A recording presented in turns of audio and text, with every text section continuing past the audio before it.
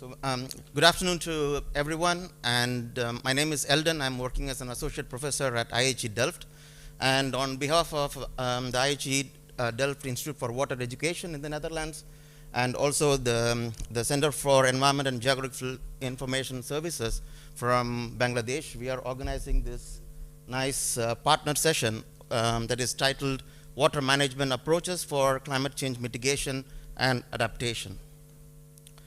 So there is a short welcome message from our rector, Professor Eddie Moores. First, I would like to introduce him to all of you. Professor Eddie Moores joined IHE as the rector in the year 2017, and formerly before joining IHE Delft, he was the head of the research team on climate change and adaptive land and water management at Wageningen University, and he's also a professor of water and climate at the VU in Amsterdam. So we have a short introductory video where he would welcome all of you. So we would like to present that very short video to you, please. I would like to start by thanking the host AIT for organizing water security and climate change conference. My name is Eddie Morris. I'm rector of IHE Delft. I would like to welcome all participants and especially welcome all IHE Delft alumni.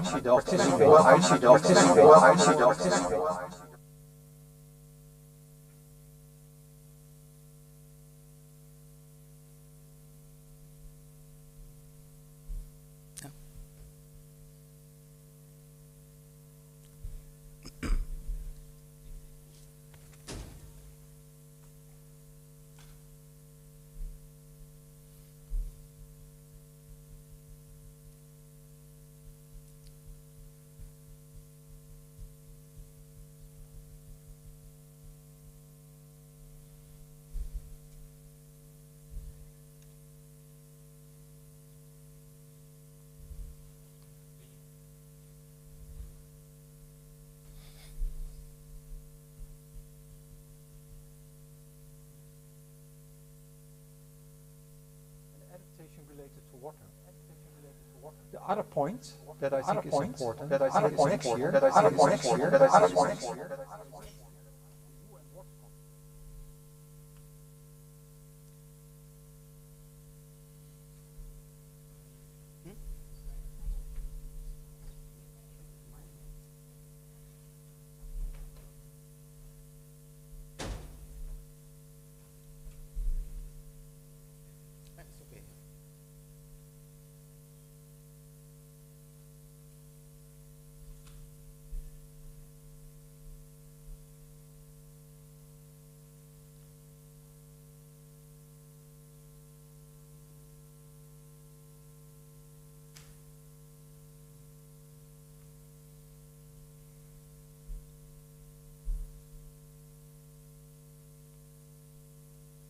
My name is Eddie Morris. I'm rector of IHE Delft. I would like to welcome all participants and especially welcome to all IHE.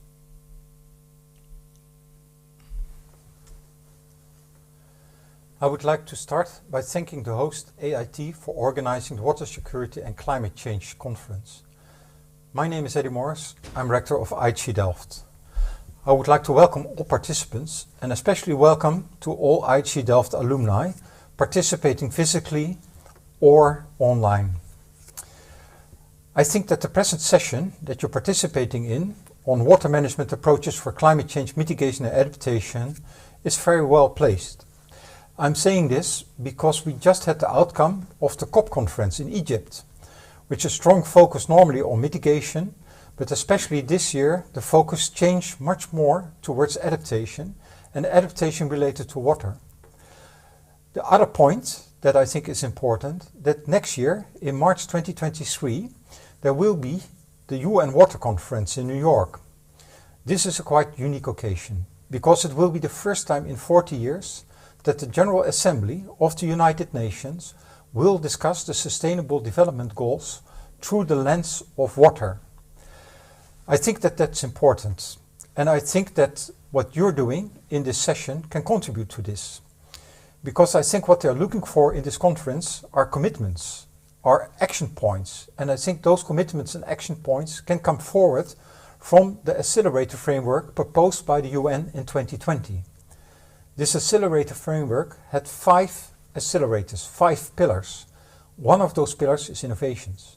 And I think that's exactly what you will be discussing today. We'll be discussing about ideas, and I hope that you will get inspiration from one another on adaptation and mitigation. I wish you a very, very inspirational and successful event. Okay, friends, so that was Professor Eddie Murray with this very inspirational message to all of us. So, okay. So I would like to now tell the main objective of this partner session. The partner session aims to share knowledge and lessons learned from different project-based experiences and also showcase the technical management practices and approaches for climate change adaptation and mitigation. So this is a very short introductory slide about our institute.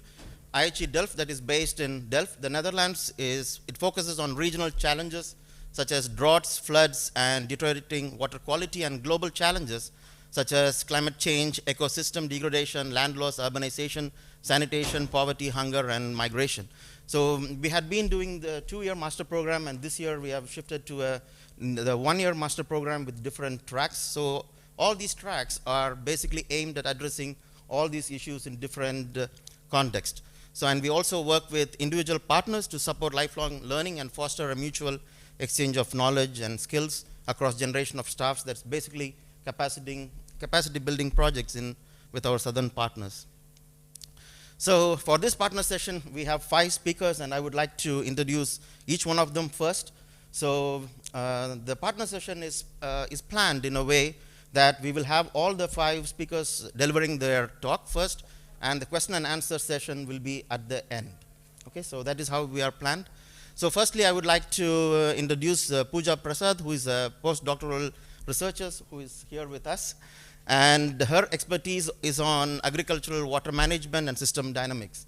And the second speaker will be Solomon, who is also here with us. He's an expert on hydrological and hydrodynamic modeling of water systems, application of remote sensing products, and also yesterday you might have seen his nice talk on water accounting tools. So, and the next 3 speakers, we have Mr. Zulfikar, who is here. He's with us from CEGIS Bangladesh. He has the expertise in hydrology and climate change.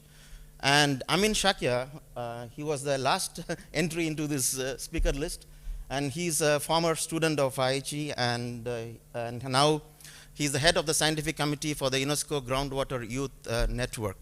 And I'm Eldon, and my expertise is basically on wastewater treatment and resource recovery. Okay. So this is the schedule. So that is in the order of Pooja, followed by Zulfikar, Solomon, myself, and then Amin. Okay, and I'm not going into these details now because of lack of time. So I would now invite Pooja to come and give her talk on adaptive planning approaches for irrigation development under uncertainty. Please.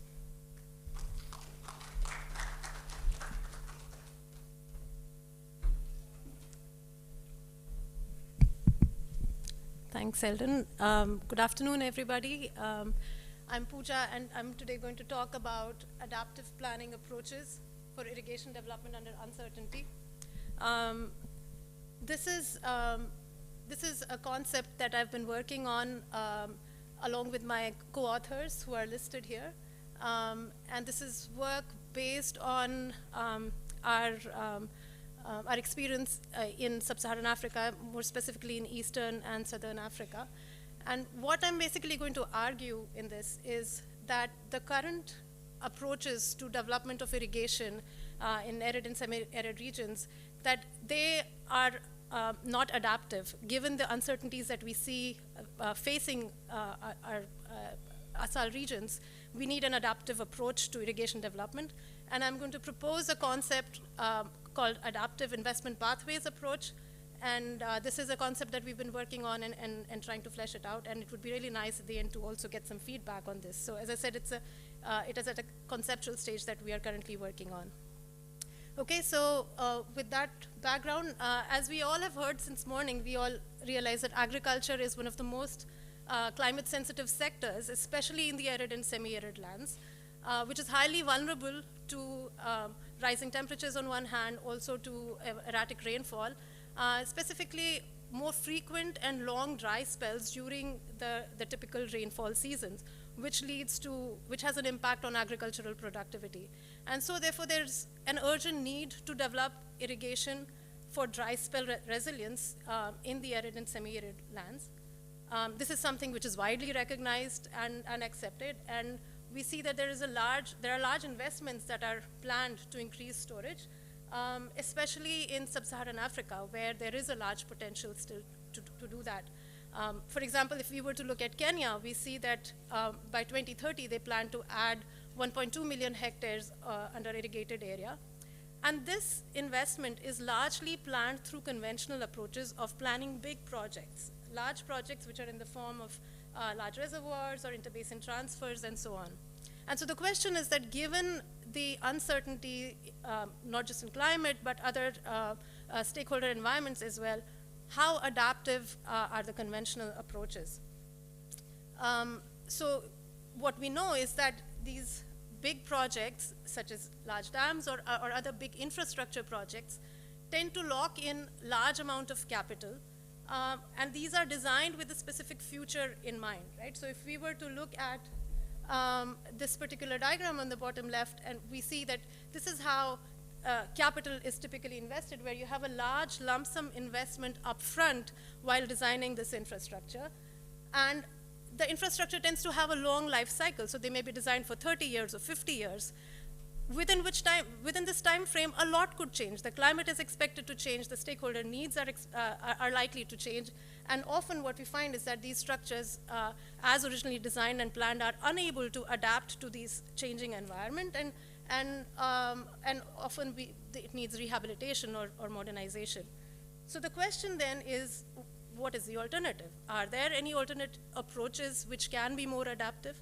And so this is the question that we grapple with, and to address this, we build upon the concept of adaptation pathways, which is something that really gained traction in the last decade. And the key idea of adaptation pathways is basically keeping your options open, right? So it's instead of committing to an investment or an action which locks you into a specific future, you instead take small sequence of incremental steps, staying flexible, monitoring to see what new information or new parameters, how they change, and then adapting accordingly. So that's the key idea. And the dynamic adaptive policy pathways is something that builds on it. And here you see an example of how it can be applied here to the Dutch Delta program. So for example, such an approach is typically used to primarily preserve the current state against future risk. So if you look at the Dutch Delta program, the objective may be to protect the Netherlands from flooding and to ensure that there is adequate fresh water available for future generations. So with this objective, if what you see on the left side here could be is how an adaptive plan would look like, where on the y-axis you have the possible actions or investments or options that one could take towards meeting that objective. And these are typically, they typically come up through consultations, extensive consultations with stakeholders. And what you see is that there are multiple steps, multiple options that could be exercised, all with many different costs associated with it, and many of them have different effectiveness. So some of them, for example, could only take you for a certain amount of time before which you would need to, after which you would need to take another action. So basically you can develop these kind of pathways of stepwise incremental steps. What is interesting here is on the x-axis, which is the time axis, and that's where the risk scenarios come in. So if you see in the current policy, under one scenario, you may be pretty good until 2030, while in another scenario, you may not need to take any action until 2050. So what this does is that instead of saying that, okay, I'm going to make an investment right now, you have an adaptive plan where you see when a threshold point comes, and that's when you decide what is the next investment to be made. So this is sort of the key idea of using an adaptive approach to decision making or to investments. And this is what we then extend in our case to irrigation development. And the key difference here now is that we are not saying just saying that we want to preserve status quo against future risk. We are saying, okay, how can I use this this approach now to proactively make a development action, how to proactively invest in a development project, for example. And so the key elements that we take away from such an adaptive approach is that while designing such a development project, and in this specific case an irrigation project, we think about it using a dynamic lens, assuming that, okay, the cropping patterns, the water demand, supply, these are things that are likely to change, and so monitoring becomes an important part. Of course, as I said, it's part of making stepwise investments instead of large lump sum investment. And the key difference comes in the feedback approach here, where instead of you first plan, you design, and then you implement a project and you're done. Instead of that, we have this adaptive plan where you take the first step and you really monitor and watch and see when do you need to then make the next step, and what is that step going to be depending on the existing parameters. So it's in that way very different from the traditional way of designing a development project. So let's then look at an illustration to see how we sort of envision this working on irrigation development. And I take the case study of Kenya, where we've done a lot of this work, and we are trying to develop this this approach more. We are looking at the development of smallholder irrigation along sand rivers. And sand rivers, as some of you may know, are these ephemeral rivers that exist in large part of sub-Saharan Africa. These rivers are dry for most part of the year, but when there are flood events, the rivers could flow, and this could happen maybe 3 or 4 times in a year. It varies. And during these events, it brings in a lot of sediment, which is essentially sand, which gets deposited into the river bank, which has a high porosity, up to 1/3 of it can store water. And so it becomes a nature-based storage of water, which can be very easily accessed just by digging scoop holes, as you can also see in this picture. And riparian communities have been using this for a very long time for their domestic use and so on. But we are trying to see, but the current use is far below the potential, and we are trying to see how it can be used for smallholder irrigation. And here I just want to run you through a series of animation just to kind of, again, see how we envision adaptive investment pathways to work in such a smallholder setting, and how these thresholds come about. So here is a picture of a sand river here, and if you imagine this as the 2 banks, and typically initially, where suppose if we want to develop irrigation along this river, initially there's very little use, maybe around 23,000 cubic meter a year, where the potential of the sand river may be much more.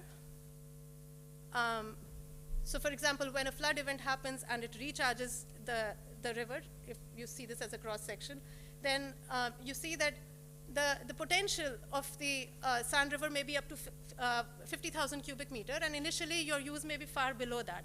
So at this point, there is no need really to come in and build gray infrastructure. So there are a lot of examples where large schemes have been constructed even on sand rivers, especially in South Africa. But here we see how in the beginning there is no reason to already start building an infrastructure. Then the initial investments therefore can instead be on knowledge extension, on pumps, well point, fence, and so on. And as irrigation picks up, we may find that the current use starts to increase.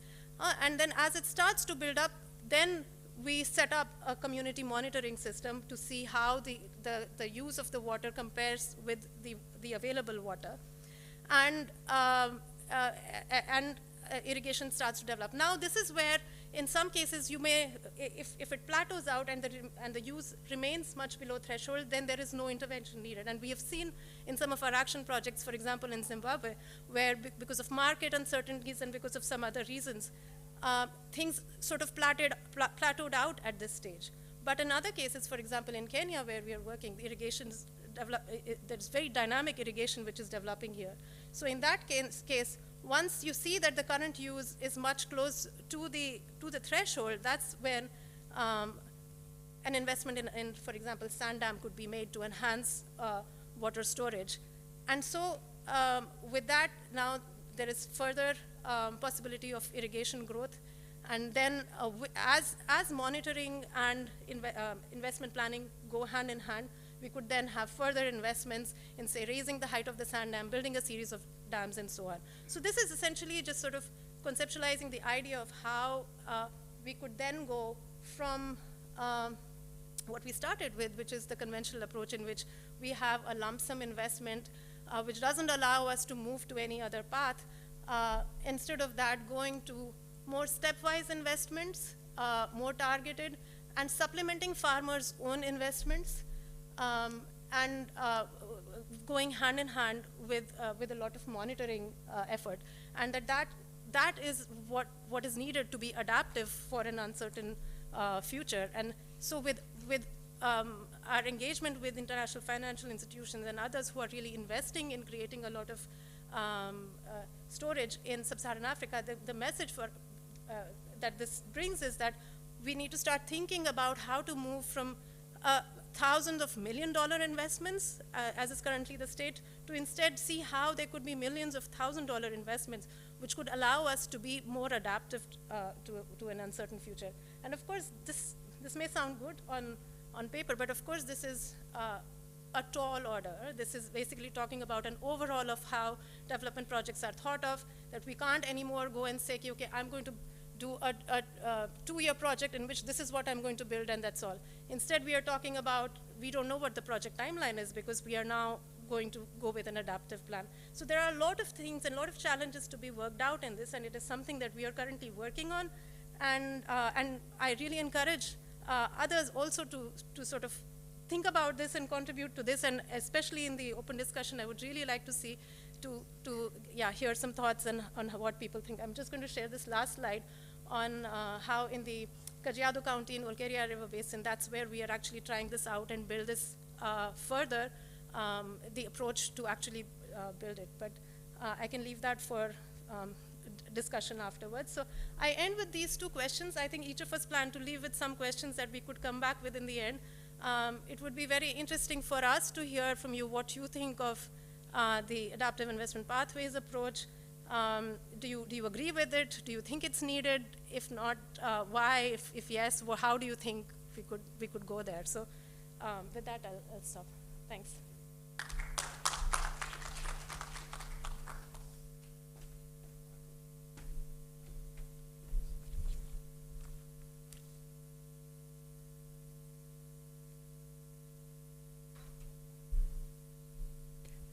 Good afternoon, everyone.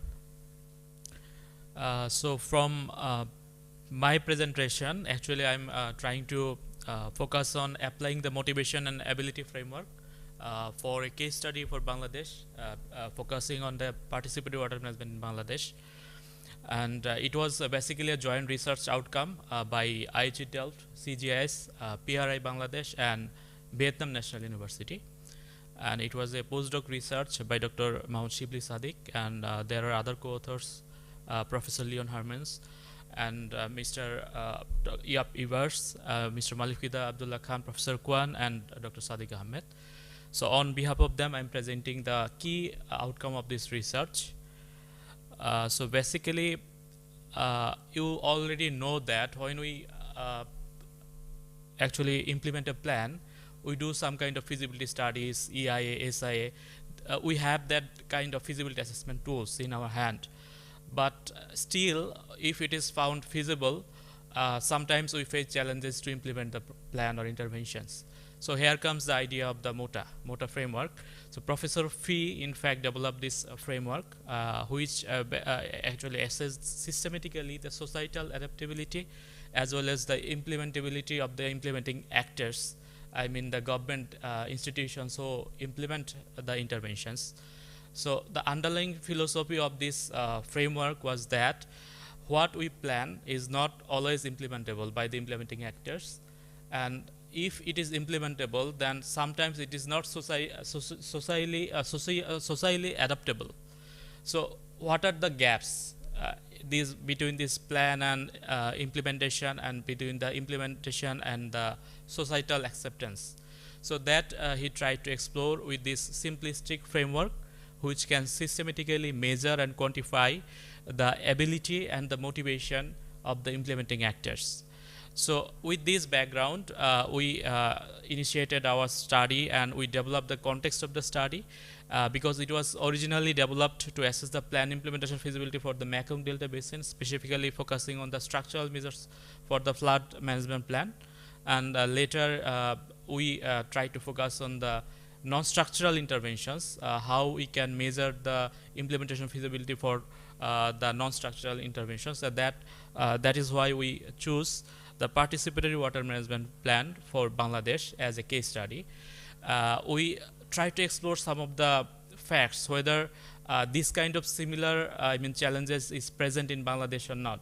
And we found, yes, we have the similar kind of challenges. Like we found out that project implementation usually become slower because of inadequate technical and institutional capacity, and also lack of social acceptability by the society and societal actors.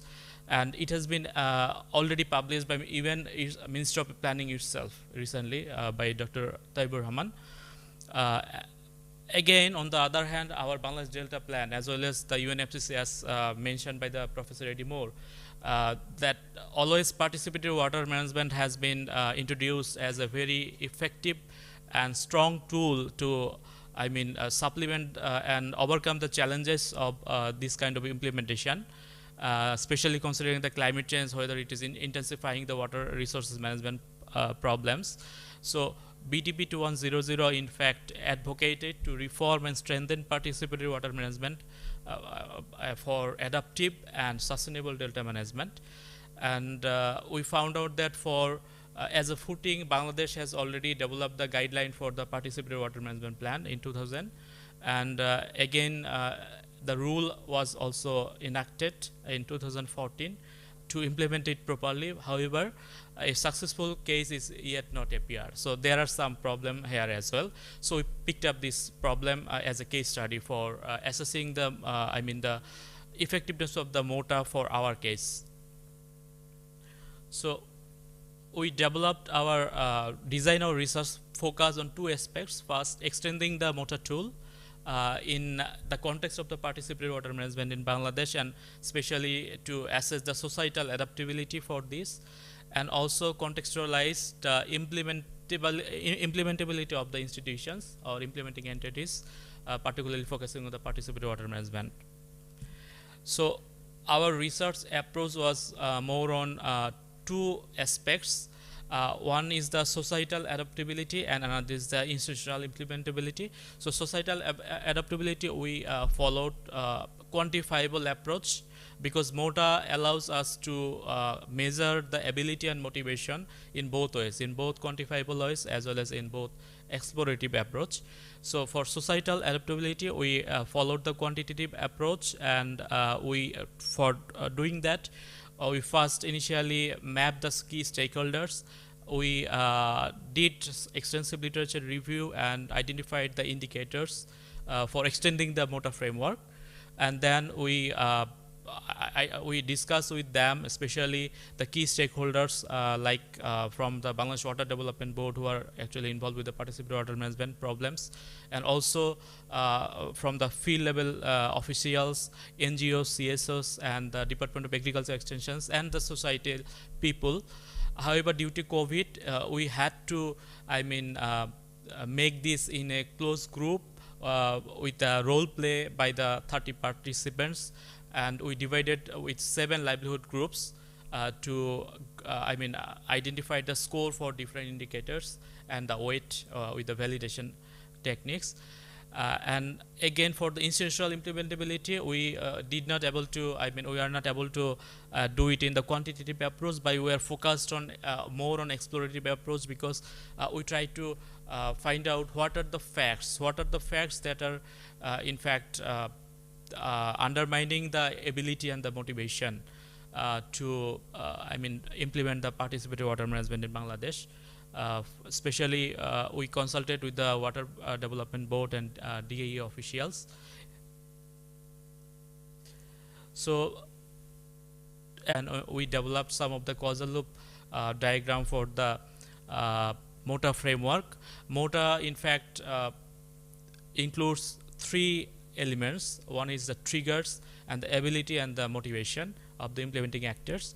So for these three elements, we identified the key indicators which can be try to identify the correlation among them, and we try to skip some of the overlapping indicators and find out the unique indicators to develop the extended MOTA for our case, specifically focusing on the participatory water management in Bangladesh. This is how it looks like. So for trigger, we identified that announcement of participatory water management plan and trend of rising water resources management related problems, and specifically the natural disasters are the main key triggers for this MOTA framework for the participatory water management specifically. And for ability, we segregated in four elements again: the technical, institutional, and social. Earlier in the original MOTA framework, which was developed by Professor Fee, it was not so defined how we will measure the financial ability. Like it was like yes or no answer. So do you have financial ability? Yes. Or do you have financial ability? No, I don't have the ability. But right now, for this Bangladeshi case, we have developed some of the means of the measurement with these indicators. And for technical ability, for participatory water management, we have found that knowledge and skill would be the one of the indicators, and availability of information in the new plan may be another. Similarly, for institutional, financial, and social perspective, we have identified some of the more indicators. And for motivation we have identified financial benefit and interest for the opportunity, empowerment by participating water management, solution to water management problem, and also opportunity to help society and complete societal responsibility. On the other hand, as a threat, in most of the case, we identified the fear of participation or fear of losing the control of water management structure among the different livelihood groups, and also the fear of social conflict. And in this way, we identified other indicators, especially for the action. For action earlier, it was only on the basis of the institutional aspects, but in this case, apart from institutional aspects, we have also added from the people's perspective. So you can see that in the participatory water management tool or rule, participation in everyday operation and routine maintenance and conflict management was defined as the indicator to measure the action. However, from people's perspective, they expect that their involvement not only in the operation and maintenance but also in the decision making, implementation, operation and maintenance, giving volunteer labor and the payment from the volunteer work, and availing the voluntary resources and conflict management. So they are more interested to engage themselves not only in the operation and maintenance for the participatory water management, but also in the throughout the process, planning, implementation, and monitoring and evaluation, everything. So finally, we come up with the outcome related indicator, sustainability, reduction of maintenance cost. It is quite, basically defined, because for participatory water management, we want to achieve this one. So we, in fact, extended the original MOTA framework in this way for assessing the societal adaptability for the participatory water management interventions. It is the institutional interventions, and we applied to score, as I mentioned, for different actions that are instructed in the participatory water management rule in 2014. And interestingly, we found very differentiated results for different target groups. We took differentiated target groups, you can see, and even within a target group, we small farmer, medium farmer, and large farmer. You can see the first upper quadrants, that is the shrimp farmer, Action 8. Action 8 is focusing on contribution and policy and decision making, but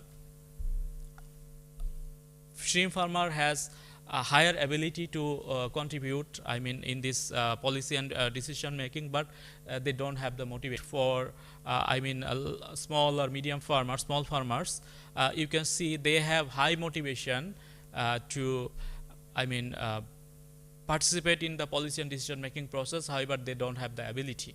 So in this way, we can compare different actions for different livelihood groups, and we can see that they are, even they have the motivation or even they have the ability, other one is I mean, lag behind. So that's why they are not fully engaged in the participatory water management process.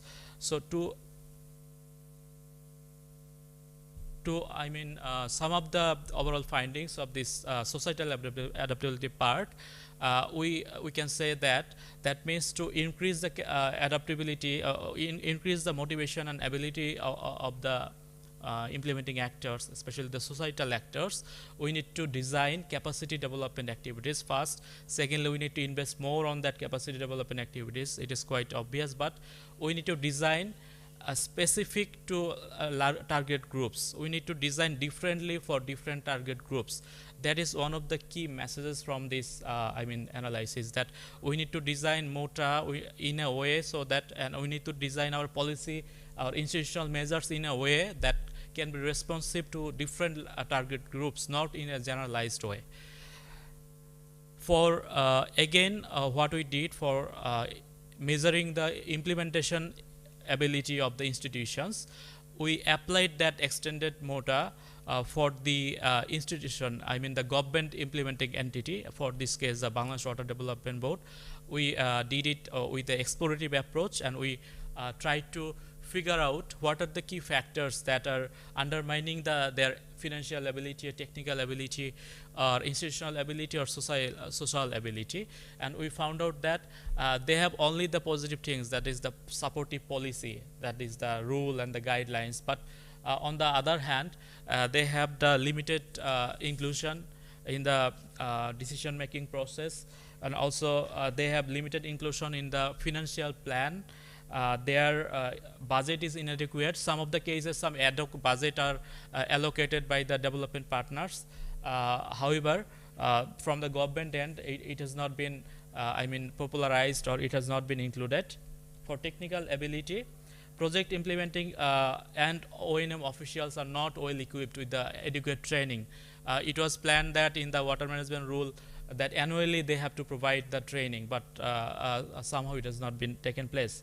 So in this way, we can measure, we have identified some of the facts which are undermining the participatory water management interventions implementation for the case of the implementing institutes, specifically their ability. In case of opportunities, we have found that sustainability and aligning to local issues and needs, transferring daily O&M responsibility to community transparency and accountability and assurance, and meeting the national international requirements, etc. There are key opportunities. However, on the other hand, fear of losing control over the project management activities, too much public involvement, and increasing the budget or project operation cost was the key threat for the Bangladesh Water Development Board, in fact, to implement the participatory water management process and interventions as prescribed by the participatory water management rule. So what happened for this happened that some of the ad hoc project-based implementation of the participatory water management project was taken place because it was funded by the development partners, and inadequate, incomplete implementation. Participatory water management was mostly limited to only water user group formulation, and beyond that nothing was happened. So, and also we found that some of the mismatch between the participatory water management rule and what was actually taken place, especially in case of coordination. There was no coordination among the implementing entity as well as with the water user group, and also with other stakeholders. So with this, we can conclude that our intention was that to how this Vietnamese motor can travel our country or beyond Vietnam. That I think is possible with because we have tested for not only structural measures but also for non-structural measures, and it is quantifiable. It can systematically assess the implementability and societal acceptability. Motor is flexible, that I mentioned that we have included the soft measure here. Motor is scalable in different perspective, and as our intention was to support the Bangladesh Delta Plan participatory water management implementation, so this study can inform them that these are the key challenges, so that we can incorporate and we can plan accordingly, so that we can effectively implement the participatory water management plan. Last but not the least, in fact, MOTA can monitor also the resilience and sustainability, especially if I recall the principle of the adaptive delta management, that you plan, you implement, you learn the lessons, then you act again. So you have to monitor the process. So MOTA can monitor the response and behavior of the implementing actors to achieve our objective, that is the climate resilient development or enhancing the resilience. So I think nonetheless, I think more research and studies should be done to make this tool more universal. And here come some of the questions for you. Maybe we can discuss later how this can be traveled in other countries other than Bangladesh, and also what do you think that MOTA framework can be useful from your perspective for climate adaptation or mitigation, and what more sensitivity analysis we can do for making it more validated. Thank you for your patience sharing.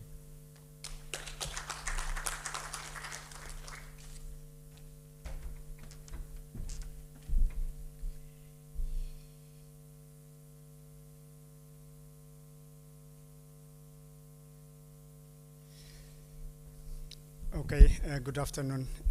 My name is Salomon Seyum.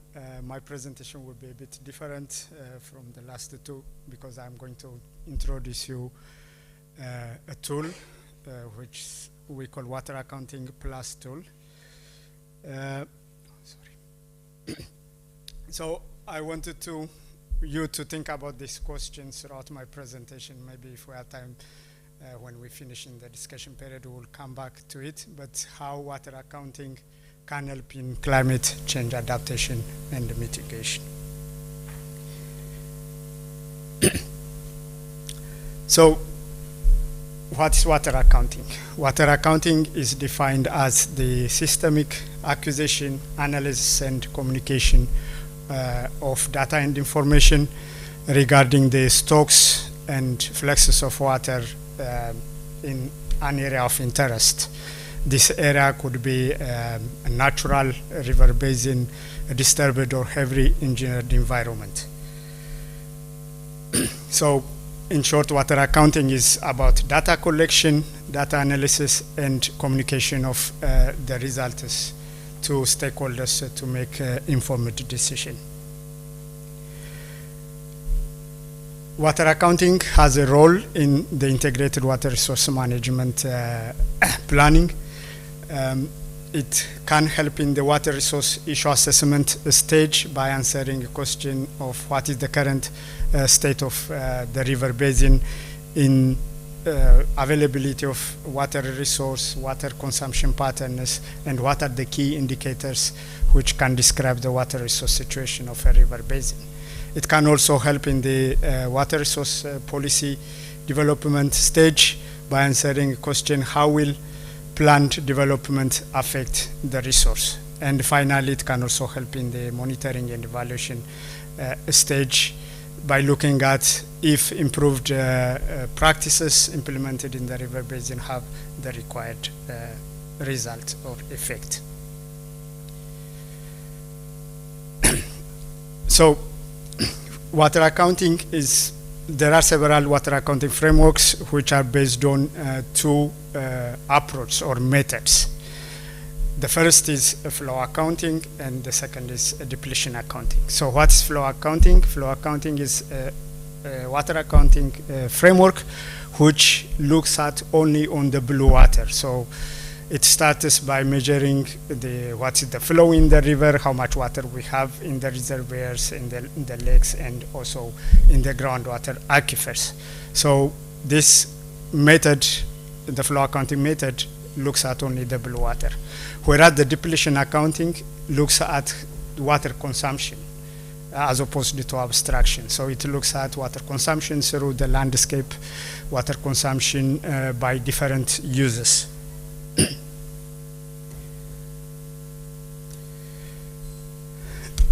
There are many water accounting frameworks developed throughout the years, and some of them are based on flow accounting, some are based on depletion accounting. If we see, for example, Aquastat, which is the FAO water accounting framework, which is entirely based on flow accounting, whereas if we see the water accounting developed by IMI, which is based on depletion accounting. And recently, Water Accounting Plus framework is developed, which combine both the depletion and the flow accounting methods.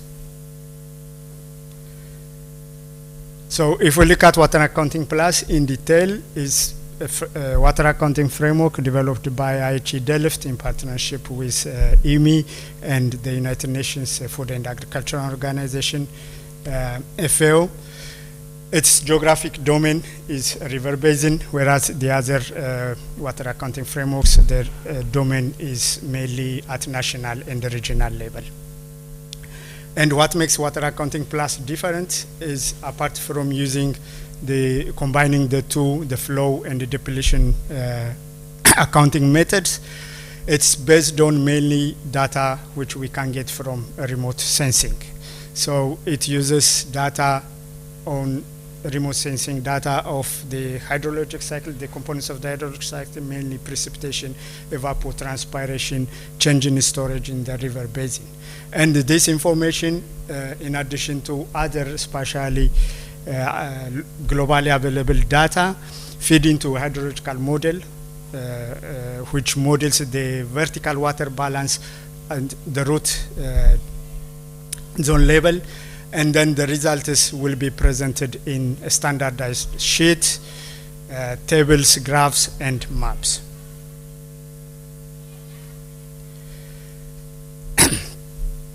So what are the data sets needed for Water Accounting Plus? It starts with land use, land cover data. So the basic input for water accounting, we could say like a land use, land cover data, because all the abstractions, consumptions, uses water in the river basin are categorized based on land use, land cover, or land cover classes.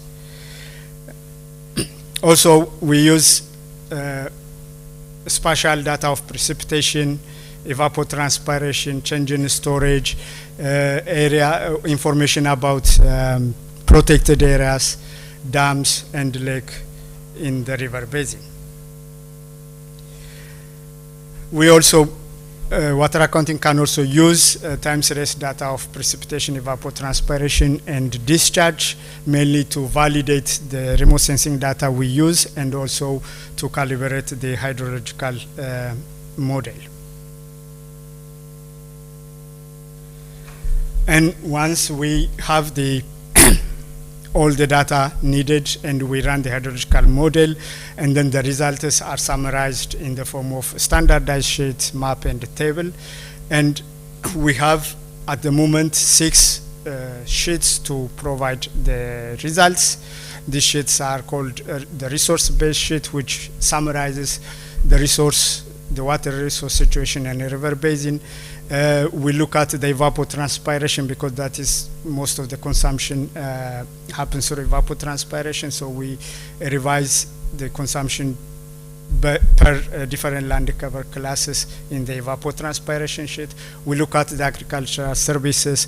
We look at the utilized flows, the surface water flows, and the groundwater flow. So for each component, we have different sheets.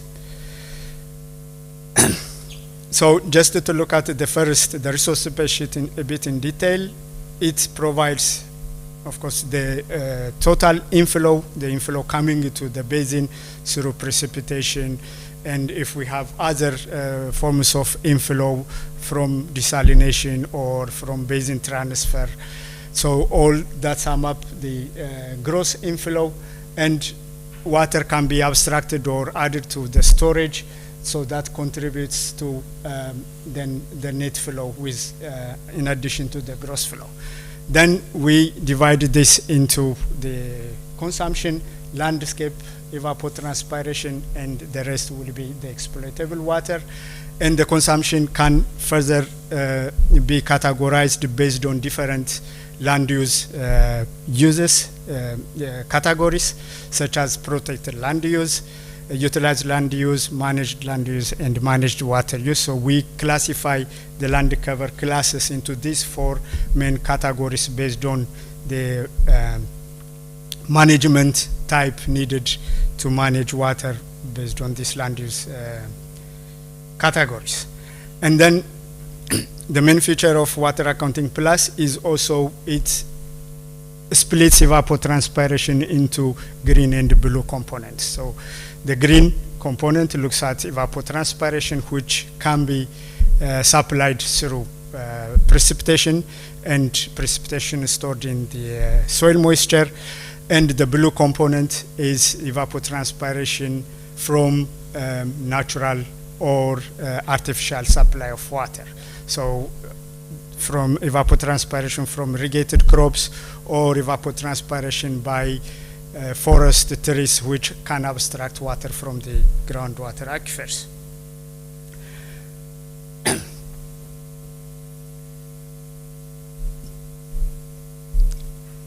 And to show you some of the results we have been doing using water accounting, for example, here you can see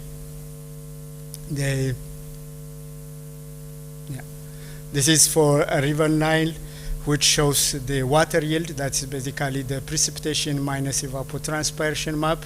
You can see that where the water in the river Nile is being generated and where the water is consumed. For example, here in the surge, most of the water you can see evaporates, and in the along the Nile River in Egypt, there is a lot of irrigated activity where you can see the precipitation minus evapotranspiration is negative. So that is, there is a lot of consumption. Whereas in the highlands of the Ethiopian plateau and in the lake region, most of the river, the rainfall happens. That means like most of the runoff is being generated in that region. Also, we can look at the result in terms of how much water is consumed through evapotranspiration per each land cover class, and how much this land cover class cover in the basin. So, for example, if you can see here, I don't know for which case study, but you could see that bare land cover class cover about 30% of the basin, whereas the consumption is not that big. And for, if we look at, I don't know where crops, croplands cover 50% of the river basin area, and their consumption, 60% of the evapotranspiration happens through green evapotranspiration, and 25% is from blue evapotranspiration. And another result from the water accounting plus application is key indicators, which describe the water resource situation in terms of different indicators. ET fraction, for example, indicates how much water is being consumed by evapotranspiration. So you can see if the value is more than 100, that means more water is being evaporated than evapotranspiration. Stationary index indicates how much water is added or abstracted from storage. So negative values indicate that this river basin abstract water from storage, whereas if it's positive, some water is being added. We can look at the available water, how much water is available to be exploited in the river basin, how much water is being currently managed, and the managed fraction will be the managed water divided by the available water. So in this way, we can see the water resource situation of a river basin very clearly, how much water we are getting through evapotranspiration or through other forms of supply from desalination or from basin transfer, and then how much water is being consumed through the landscape evapotranspiration, how much water irrigated agriculture is consuming, how much water is being at the moment managed through water management practices, and how much water left to be to satisfy, for example, if there is a downstream requirement or ecological flow requirement. Are we supplying water for downstream requirement or not? If data is available also, we can look at it if the available water is safe to use or if it is already polluted. If it's polluted, then it's not anymore useful downstream.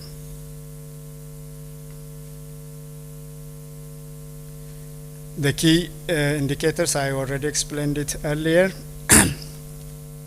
We applied Water Accounting Plus in several river basins across the world, mainly in Asian countries like in India, Bangladesh, Mongolia, in the Philippines, and also in Africa. We applied this Water Accounting Plus for FAO.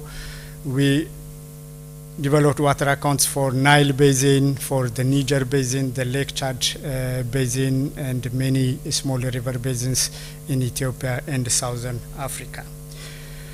You can find the reports for all these studies in the FAO webpage, where I indicated the link here, and you can find the reports for each river basins in Africa.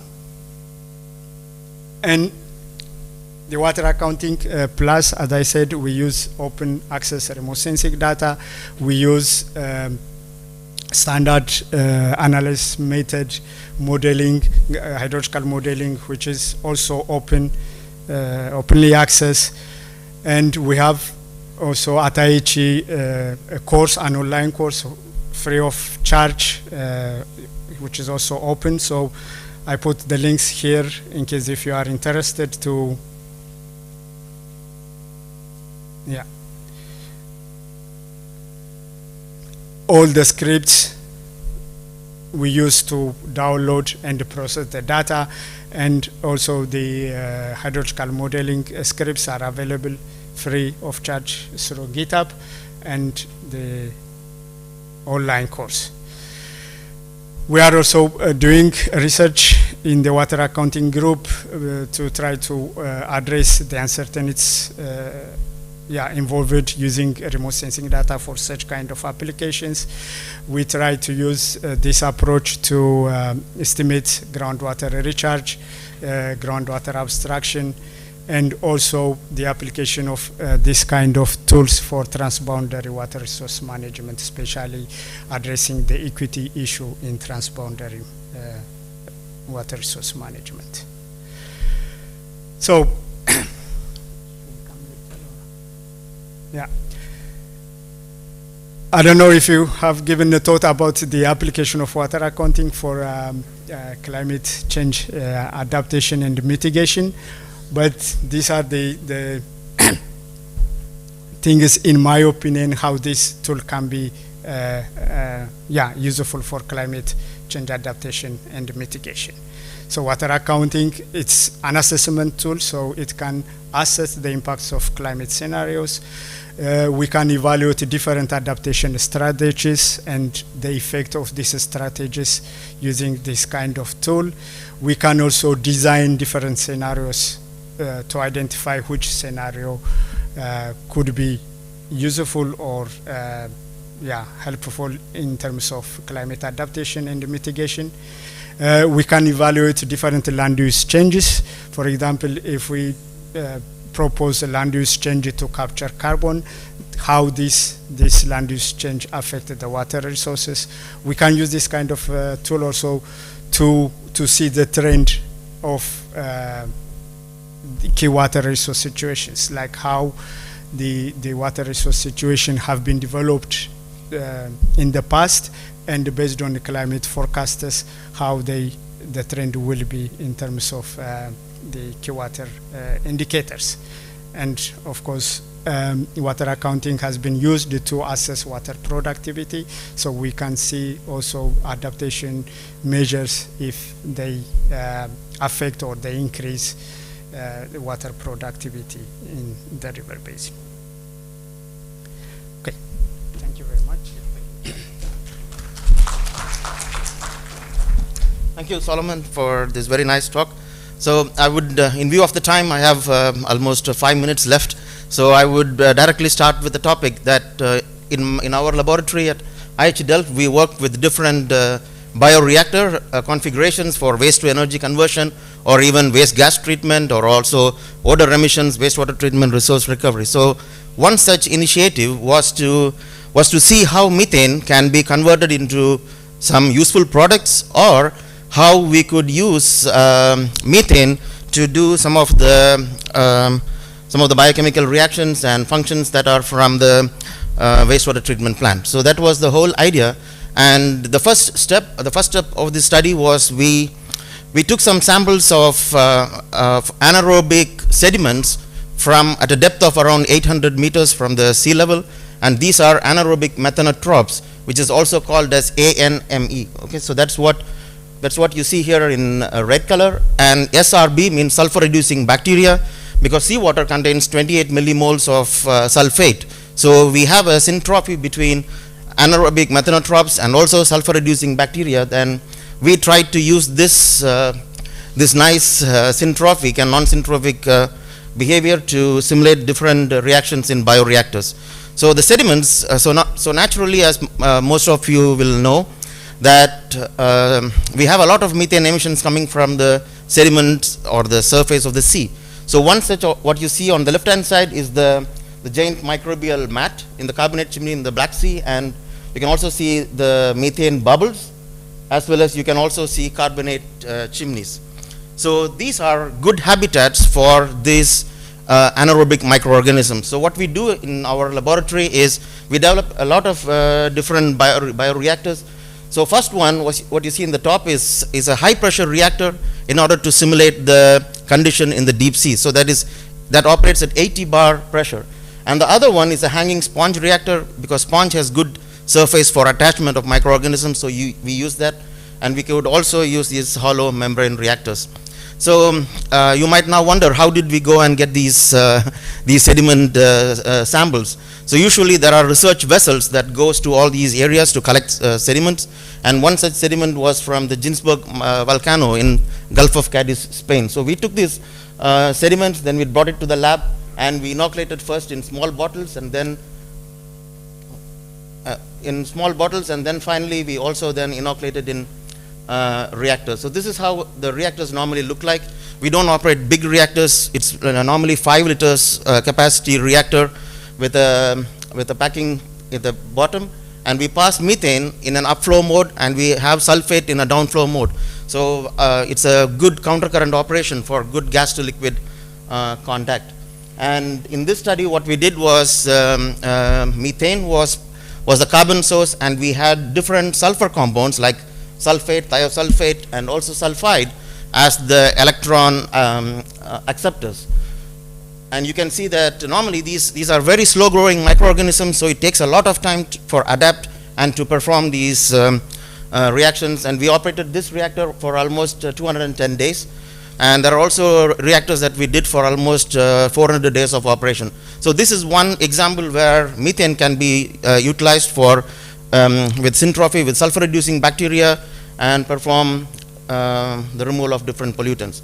And the second one was about, you all know about biogas, and biogas has hydrogen sulfide as one of the impurity. So in order to enrich biogas, you have to remove the sulfur compound from sulfur from the biogas. So what we tried to do was we tried to develop another bioreactor that has this polyurethane foam packing materials, and we passed hydrogen sulfide in an upflow mode again, and we were also able to pass different nitrate, hydrogen sulfide, and all these compounds, and we operated the reactor at different times. So the one of the significant finding of this work is very similar to wastewater treatment. We have carbon to nitrogen ratio, but in this study, for the first time, we also optimized the nitrogen to sulfur ratio.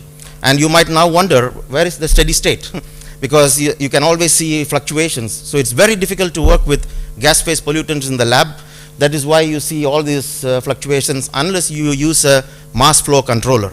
If you use a normal airflow meter, you will have all these fluctuations. And also biological systems, it takes a long time to get steady state. So from a chemical engineering perspective, I would say that these are all mostly quasi steady state or a pseudo steady state system. So the third system that we operated is a very very recently innovated system. We call it as a Taylor flow bioreactor. A Taylor flow in fluid dynamics, as most of you might know, the flow is a viscous flow between two cylinders. So you have, in this case, the flow of liquid is, or a fluid is, in the form of gas pockets. Okay, so that is what you see here. As on the right hand side, you can see pockets, and that is how the flow goes. So in this case, we passed again methane, and methane was converted in this reactor into, it was converted into the PHA and PHBs. So these are bioplastics which could also be converted. Okay, so there are different applications which you could use methane that is available, and these are the three reactor systems that we have developed. And if you would have questions, I will be very happy to discuss further with this. But in view of the time, and I would like to now give the floor for the next couple of minutes to our young colleague here who would like to talk about the youth network.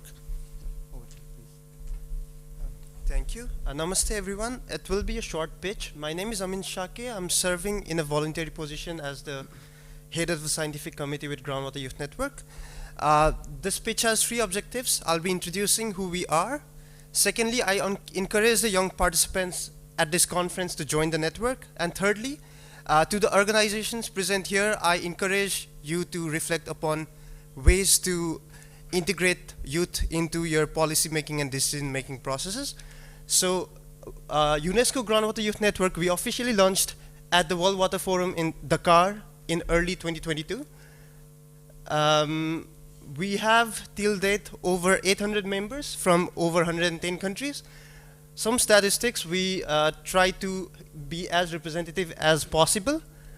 And some developments from my committee, we have done a few conferences in a few places. Beyond that, we were also honored to be a part of first consultative session on the development of UN Youth Office. And similarly, next week we will be doing a Groundwater Youth Forum at the UN Groundwater Summit in Paris. So we are a new organization and still making ripples, I believe. And yeah, to members interested, I encourage you to join the organization, and that's the QR code to scan it. Thank you, everyone. Thank you. Okay, so thank you very much for being patient with us. We had a little bit of trouble during startup, but I fully understand. And in view of the time, I would now like the audience to ask a few questions to us, so that we will be very happy to share our experience. And also, if you have suggestions for us, we'll be happy to learn from you, or co-learn and co-work as well. So my team is here. You could please ask questions. So since there are no questions from other audience, huh? Yeah, so two questions I have. Sorry. Yeah, first is to Pooja. Actually, now you're talking about those adaptive systems. You know, there is a general feeling that some of these large water systems, storage systems, are very, non-flexible. If you look at the operation of these systems, you find that if you look at the history of these large storages, how they have been operated and how the operational rules have changed, you can really see the difference. These are not, everything depends on how you operate the systems. It is always good to have large storages, because when there is a huge crisis, you can use the water from the system. It doesn't mean that you have to keep it, what the water impounded in the reservoir. It all depends on whether there is a demand. I'll give you the recent example of Kerala. Now it started facing floods. So there are hydropower dams built just for only with the purpose of generating electricity. But now with that, because there is this change in the rainfall pattern with a lot of heavy rains occurring during August. So they are now thinking of changing the operational rules for the reservoir, so that there can be a lot of cushioning provided when this such high intensity storms occur during August. So you don't need to keep so much water for generating electricity, because the priority is now going to change, because it has to perform the flood control function. So you create enough space in the dam, in the reservoir, so that when the floods come, it can provide the cushioning. Many irrigation reservoirs around the world primarily meant for irrigation, reservoirs primarily meant for irrigation. Now a lot of water is being reallocated for urban uses. We have several examples from even Andhra Pradesh and Telangana. A lot of water to these big cities are now, so cities are growing very fast, and a lot of water from the big cities is coming from the reservoirs. So that is one form of adaptation. Yeah. So this is happening. Now coming to this water accounting, it's a very interesting. Can I just quickly respond to that? Sure, yeah, please. So I agree that an adaptive operation is key to this. Just to set the context, because the context here is in sub-Saharan Africa, where the question is, if you build a large dam, is there sufficient demand right now? Is there enough irrigation that is happening there, right? So if you look at, well, what is the size of storage that we design? And we've looked at these different scenarios. If you look at different climate scenarios, different population scenarios, different economic growth scenarios, you come up with very different storage requirements. So how do you plan? Do you go for a big jump and go for the highest water storage scenario?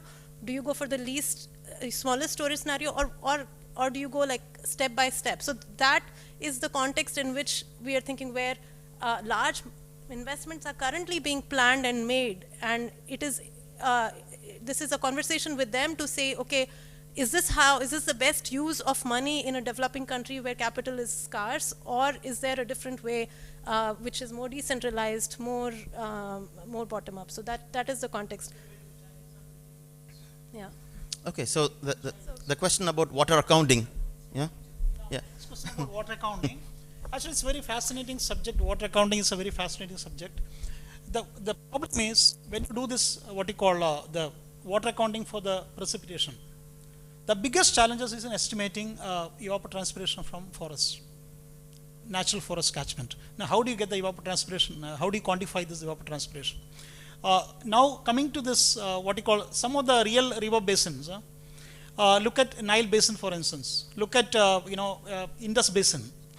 A large part of the water which filtrates doesn't reach the groundwater system. So how do you account for that water? What you call in the literature, we call it non-beneficial, non-consumptive use. And that fraction is actually increasing in many river basins that are running out of water, in the sense that which are facing environmental water scarcity. River basins that are in the what you call in the temperate climate conditions, you don't have that problem. But many river basins, for instance, even in India, like if you take Kaveri Basin or Indus Basin I mentioned, transboundary basin, this fraction is actually very big.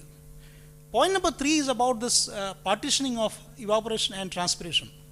The biggest gain in terms of water saving is going to come from reducing non-beneficial evaporation, non-beneficial consumptive use, that is evaporation. Now, unless you do the partitioning of this ET into evaporation and transpiration, all the water accounting work we do is just an exercise where you still don't catch the real culprit, where the water goes. So this is a challenge. So I don't know whether remote sensing based thing, whether you can really do this partitioning. I know there are models like the SWAP model. You can do the partitioning of evaporation and transpiration. Okay, so the question about partitioning, yes, the data, or okay, yeah, thank you. Okay, I think you raise a very interesting question, but I'm I want to ask you a question. The water which infiltrates doesn't reach into the groundwater. Where does it go? And it stays there. Yeah. Okay.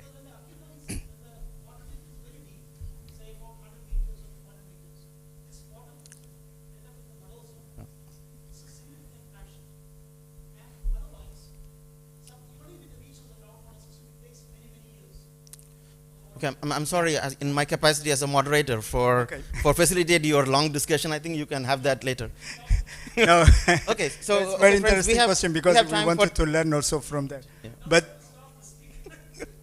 I just wanted to respond to the split between transpiration and evaporation. You are right. So in Water Accounting Plus, for example, in the second sheet, the evapotranspiration sheet, we split evapotranspiration into its components of transpiration and evaporation. And we look at the beneficial consumption and non-beneficial consumption. So that sheet summarizes this result for over the river basin. And there are recently remote sensing products. For example, if we look at the FAO Vapor database, which is now available only for Africa and the Middle East, they produce evapotranspiration and transpiration and interception. All the three components of the total evapotranspiration. So we make use of that database also, for example, to produce the sheets. Okay, thank you. Yeah, thank you, Solomon, and thanks for the question. Okay, we have time for two very short questions, please.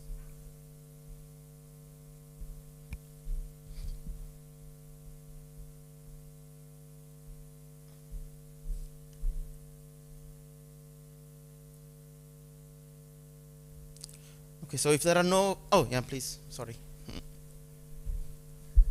Yep, I have one question for Puya, in fact, about the adaptive pathways. I understand at the beginning of this theory of pathways, there was a concept associated to the coping capacity of each one of the activities. Can you explain a bit more how those coping capacities are related to your adaptive path? Yep. Yeah,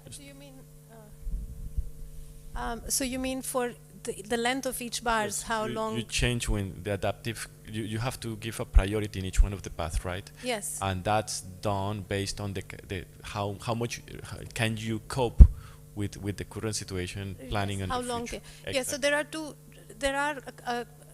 what it does is that you have all those different options listed, and so for each of those we say, okay, how far can it help us adapt, or if adaptation is the goal in the case of the Dulce Delta program. So for example, if we say we raise the dikes by this much amount, or we say that we reduce the demand here, for each of those it can only take us till, for certain steps they are effective only for the next 5 years or so, as long as the risk scenarios stay within for a specific risk scenario.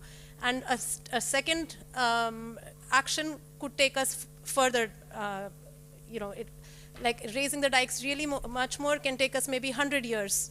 We won't need to do anything else. So that way each action, the effectiveness, the duration, which they call the sell by date, until when that action remains effective, is different. But at the same time, the cost involved is also very different. What is the cost of raising the dikes by that many meters? That's far more than maybe making some change on the demand side. Maybe that is less. So it basically lays out all the different options with different costs, with a different effectiveness, and what are the different pathways that once an action becomes ineffective, then what options emerge. Then you have different paths. But it doesn't tell you what is the best path. It basically just lists what are the options, what are the costs, and then it is for the planners to say, okay, today I make this decision, then to identify what do I monitor to see when this decision stops becoming effective, and then evaluate what would be the next step to go. So that is the key idea. Okay, thank you Pooja for this very nice answer and all these nice discussion. So with this we would like to conclude our partner session number 15, and I would like to thank the speakers for their very nice input, and also for your patience firstly, and also for the active participation. So thank you very much, and have a nice day and a nice session. Okay, thank you.